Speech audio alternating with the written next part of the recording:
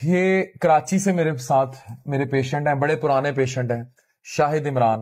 اور میں یہ بتا رہا ہوں کہ جب ویڈیوز لوگ دیکھ لیتے ہیں تو ان کی جو مسز تھیں یہ گفٹ لائے میرے لیے, اور انہوں نے کہا کہ یہ گفٹ آپ ابھی یہاں کھولیں بیٹھ کے, کیونکہ آپ نے اپنی ساس کا بھی جو گفٹ ہے وہ 10 سال نہیں کھولا تھا. اچھا 10 سال بعد بھی میری بیگم نے بیگ کھولا تھا, مجھے آج تک نہیں پتا اس بیگ میں تھا کیا. اس نے بس مجھے بتایا ایک ادھا میں نے کوئی ڈبہ دیکھا تھا, کوئی پرفیوم بھی, وہ بھی ایکسپائر ہو گئے ہوئے تھے, اور اس کو سوٹ وغیرہ تھے. اس لیے ہم اس کو ایکسپائر نہیں ہونا. اچھا یہ کیا کیا, اور یہ یہیں کھلوایا ہے, کیا کیا ہے یہ پرفیوم ہے؟ پرفیوم.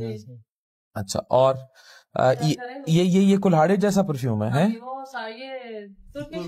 اچھا ترکی سٹائل کا پرفیوم ہے. اچھا کچھ لگانا کیسے ہے اس کو؟ کھولیں.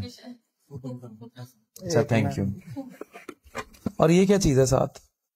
یہ اس کے اسمبلنگ ٹولز ہیں. صحیح ہے جناب, یہ پرفیوم ہے, یعنی کہ ایکس بنی ہوئی ہے, کلہاڑا بنا ہوا ہے پورا. تو جناب یہ پرفیوم ہے, یہ تو بیگمات کے ہاتھ نہ ہی چڑھے تو بہتر ہے. کیوں؟ یہ تو خطرناک کام ہے اس قسم کا پرفیوم. اور یہ کیا چیز ہے؟ اسی کے ساتھ ہی سر کو اتنا تردد ہے اس پرفیوم کا ہے. جناب آپ چیک کریں پرفیوم کی پیکنگ, چیک کریں کہ آئی ایم امیزڈ, میں نے آج تک اس طرح کی پیکنگ نہیں دیکھی. ترکش پرفیوم ہے. اچھا جے ڈاٹ کا ہے, لیکن اچھا جے ڈاٹ کا ہے, لیکن اس کی اچھا پیکنگ چیک کریں, بالکل زبردست. Thank you very much, so kind of you. ہاں مجھے پسند آیا بالکل, میں نے پہلی دفعہ اس طرح دیکھا. ہاں گاڑی میں اس کو رکھتا ہوں تاکہ میں چڑھا, کوئی ہو رستے میں آگے پیچھے آئے بندہ تو.